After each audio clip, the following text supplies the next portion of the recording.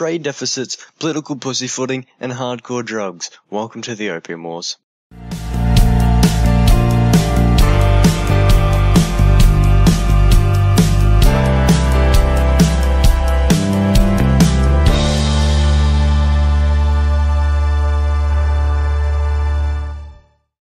Hi, and welcome to Feature History, featuring the Opium Wars. In this video we're going to be detailing the causes of these wars, explaining the aftermath of the wars, and describing how it impacts us today.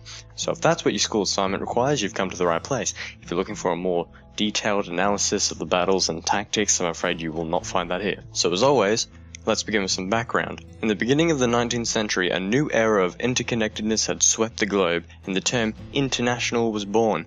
Merchants and travelers navigated the globe, searching for resource-rich lands and gladly alleviating the natives of their abundances to supply the rapidly industrializing West. Great Britain, a focal point of this era, was lacking financially due to wars such as the American War of Independence and the Napoleonic Wars.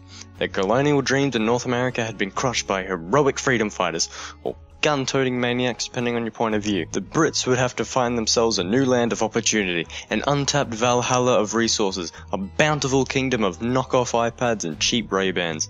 They needed China. China, in fashion with other Oriental nations of the period, remained self-isolated. Demands for their resources like silk, porcelain and tea were through the roof, and this created a large trade imbalance as the Chinese had no wish for any Western goods. The Qing dynasty, which had ruled from 1644, viewed foreigners as destabilizing to their empire and placed many restrictions on their trading. Foreign trade was limited to the ports of Canton, and all transactions were run through a group of merchants known as the Cohong, who could tax and regulate trade as they saw fit. This was known as the Canton system. European traders, of course, after hauling ass across thousands of miles to get to China, despised these rules as they were perceived to be too strict, and as a result piracy and smuggling was common amongst the foreigners. Those do-gooders who stuck to official means of trade only really received a massive middle finger from the Cohong.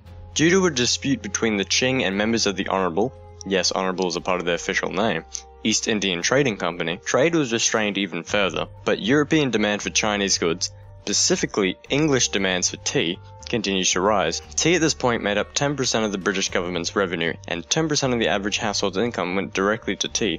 Or to put this in simple terms, shit was crazy, y'all. Under these circumstances, you could see why the Canton system was as hated as a sandwich full of not good things. A massive trade deficit stood at Britain's expense. Accompanied this with recent conflicts causing the British to be barred from South American silver and foreign wars leeching every penny they could from the treasury, everyone was broke. Well, actually, that's a lie. Everyone British was broke. The British knew if this continued, they would not have the money to continue funding their tea habit. They embarked upon a diplomatic mission to China, sending George Macartney to open a dialogue with the Daoguang Emperor. Now, this went about as well as my last date, having several unwanted advances followed by a disingenuous thank you and never talking again. The British needed to find something the Chinese wanted to offset this trade deficit, and then they did. Opium. The Honourable East Indian Trading Company had conquered parts of India and had intended to grow cotton upon these lands, though due to the highly competitive status of the cotton market, it was unfeasible. This was when it was discovered poppies grew incredibly well upon the land and it produced rich opium which the Chinese highly desired.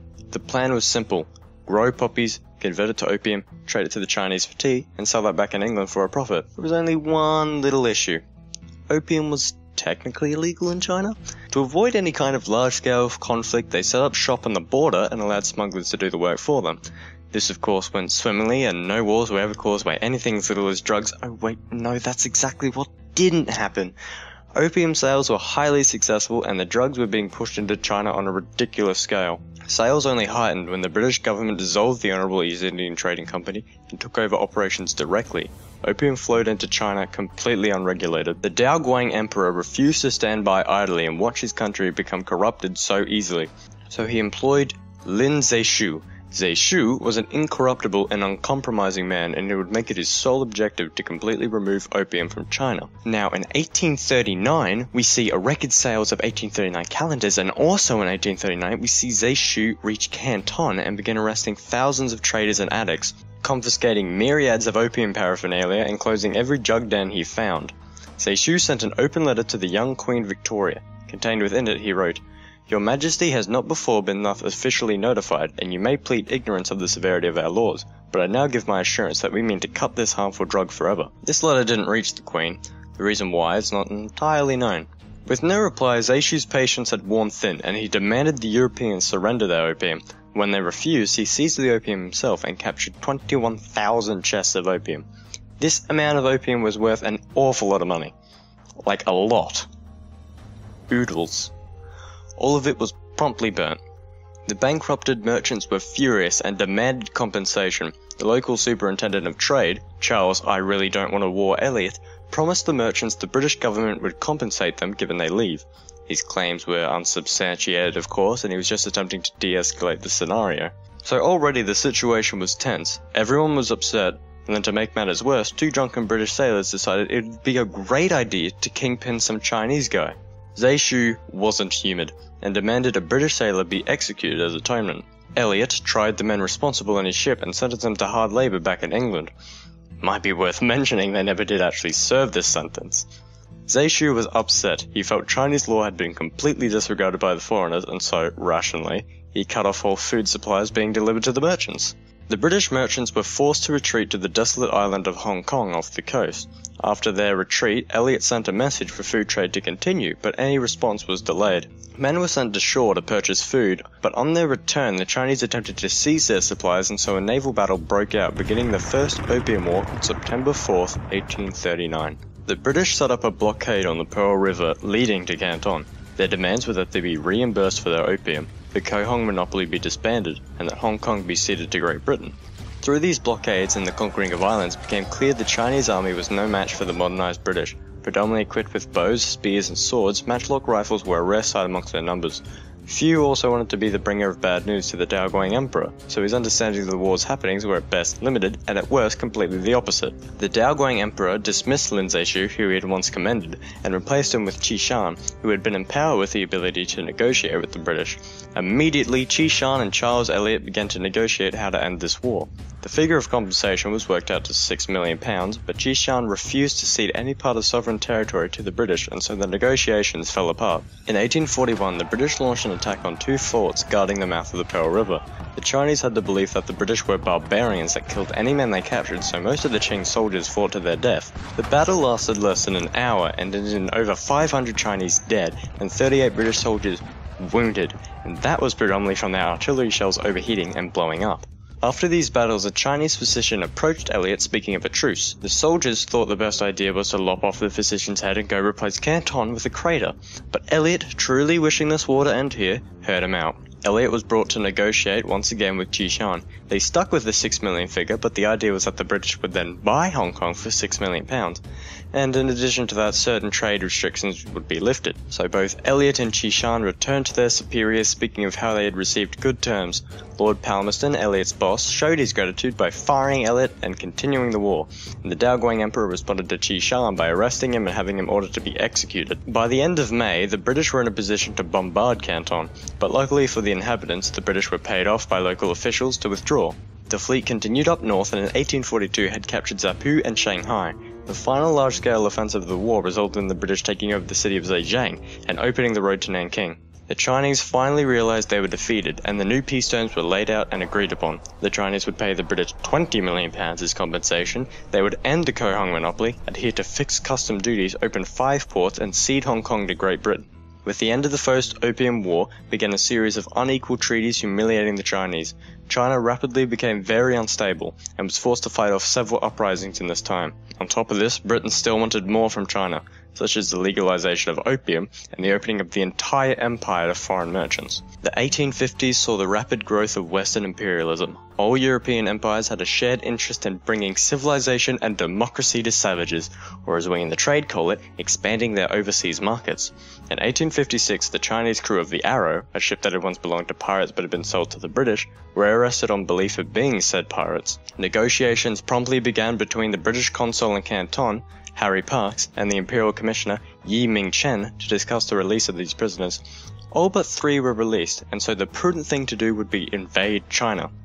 And they did. The war began with the British besieging forts in the Pearl River. When the Chinese retaliated, they made things worse for themselves by attacking US ships, prompting the US to strike back, albeit briefly. All Western powers saw this as an opportunity to get more off the Chinese. The French joined Britain, citing the execution of a French missionary as their casus belli. Russia also sent an envoy, but nothing really came of her.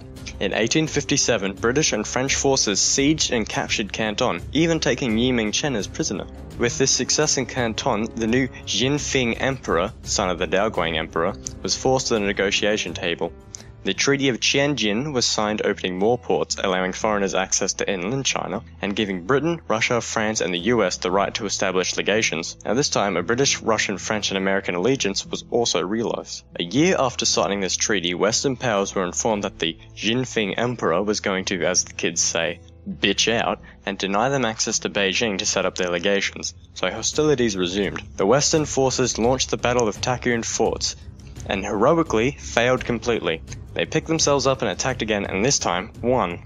In 1860, the Allies pushed on to Beijing, forcing their way into the city and burning down the Emperor's summer palace. The Jinfeng Emperor had fled, and so his brother, Prince Gong, decided to ratify the Treaty of Tianjin in October 1860, bringing the Second Opium War to a close. The Opium Wars were the beginning of a century of humiliation for the Chinese, which lasted roughly from 1840 to 1940. The age of a China that had been isolated from the foreign affairs of the world had ended in a blaze of violent fury and disgrace. The need to modernize became a pressing concern for the Middle Kingdom, and the people's faith in the Qing dynasty had been severely shaken. Revolutions and small-scale wars tore the Qing Empire apart piece by piece, finally ending it in 1911 with the Wu-Chang Uprising. China's story, of course, did not end there, as a bloody civil war ruled on until the People's Republic of China took over in 1949. This new, modern China is vastly prevalent in today's society. You're most likely watching this video on something made in China. China is continuing to modernize and reform itself well into this century and most likely beyond. Many predict that the near future China could fill in the void left by the Soviet Union as the second superpower. No matter which path China takes in future, it will be heavily influenced by its history and modernity, which all started with the Opium Wars. Thank you for watching this video. I highly appreciate the small but loyal following I've gathered, and I applaud your patience in waiting for these videos. I attempted to take more of a comedic angle with this video, so please give me your thoughts in the comments, and I also implore you guys to make your own suggestions for future video topics. I'll cover anything, as I frankly just enjoy making these videos. And again, thanks for watching.